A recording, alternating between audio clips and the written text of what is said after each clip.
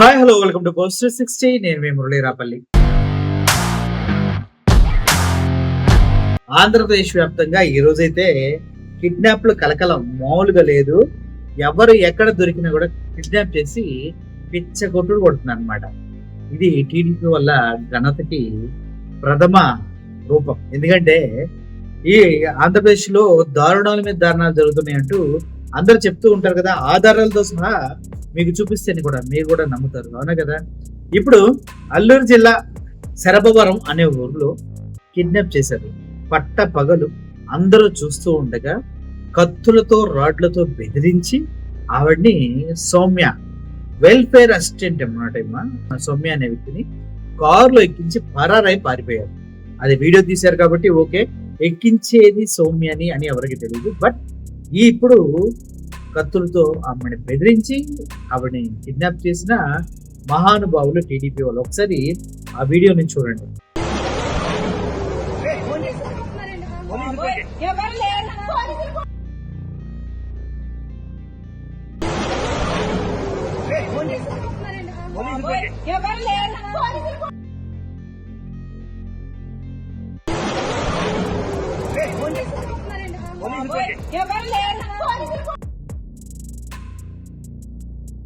చూశారు కదా, ఎంత దారుణం అంటే అంత దారుణంగా పాపం ఆవిడ్ని బెదిరించి కిడ్నాప్ చేస్తున్నారు. అంత అవసరం ఏమొచ్చింది అంటే అదే కూటమి గొప్పతనం అని అందరూ అంటూ ఉంటారు. ఎందుకంటే ఇప్పటి వరకు ఎప్పుడు చూడని రాజకీయాన్ని చంద్రబాబు నాయుడు గారి గవర్నమెంట్ మనకు చూపిస్తుంది.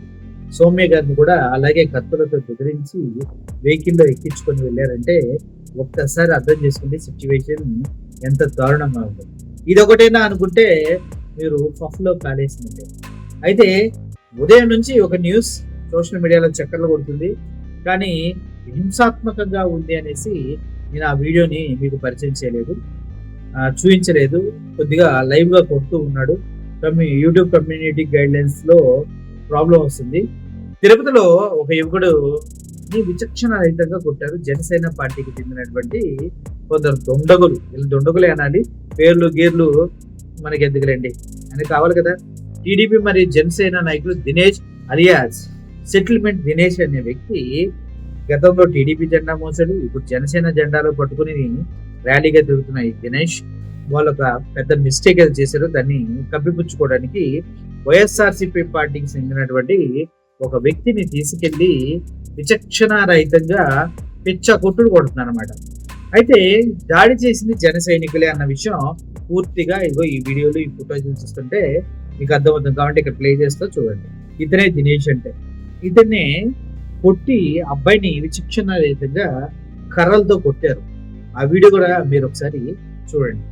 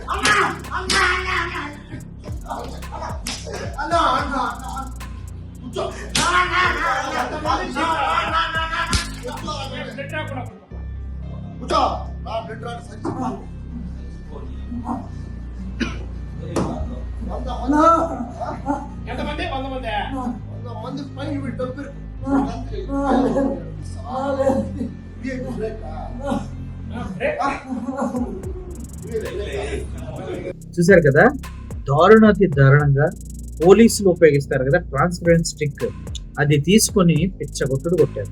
సో బొమ్మో బాబోయ్ అని ఆయన అరుస్తున్న అరుపులు కూడా మీకు వినిపిస్తాయి. ఆ తర్వాత అదే వ్యక్తిని బెదిరించి భయపెట్టి కొట్టింది నేనే తప్పు చేశాను, నన్ను వాళ్ళు కొట్టారు, నన్ను ఎందుకు ట్రోల్ చేస్తున్నారు అర్థం కావట్లేదంటూ టైట్ క్లోజ్ లో చుట్టుపక్కల అందరూ ఉండి భయపెట్టి మరీ వీడియో చేయించారంటూ వార్తలు వస్తున్నాయి. ఒకసారి ఆ వీడియోను కూడా చూసేయండి. మరి నా పేరు పవన్, నేను తిరుపతిలో 10 లక్షలుగా జాబులు తీయిస్తానని, ఎలవన్ దర్శనాలు ఇప్పిస్తానని, దర్శన టికెట్లు ఇప్పిస్తానని మోసం చేసినాను.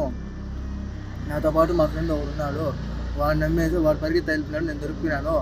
నన్ను 20 మంది కొడతా ఉంటే మా పెద్దమ్మ కొడుకు దినేష్ అన్న వచ్చి, మా తమ్ముడిని ఎందుకు కొడతావు, ఎందుకు కొడతాను, నేనే కొడతాను మా తమ్ముడిని అని వాళ్ళందరూ కొట్టినాడు. ఎవరికి ఇటువంటి పార్టీకి సంబంధం లేదు, వైసీపీకి సంబంధం లేదు, టీడీపీకి సంబంధం లేదు. నేను చేసిన తప్పే. వాడు నాతో పాటు ఉన్నాడు, వాడు పరిగెత్తి వెళ్ళిపోయినాడు. డబ్బులు ఎత్తుకుని 10 లక్షల దాకా మోసం చేసి పరిగెత్తి వెళ్ళిపోయినాడు. ఇది ఇటువంటి వాళ్ళకి సంబంధం లేదు, ఎవరికి దీంట్లో ఇన్వాల్వ్ లేదు.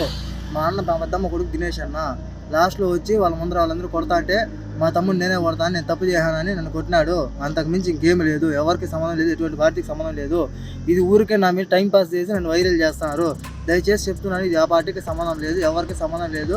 నన్ను ఎందుకు వైరల్ చేస్తున్నారో తెలియదు. ఇది టైం పాస్ వైరల్ చేస్తారు, ఇదంతా అంతకు మించి ఏమీ లేదు.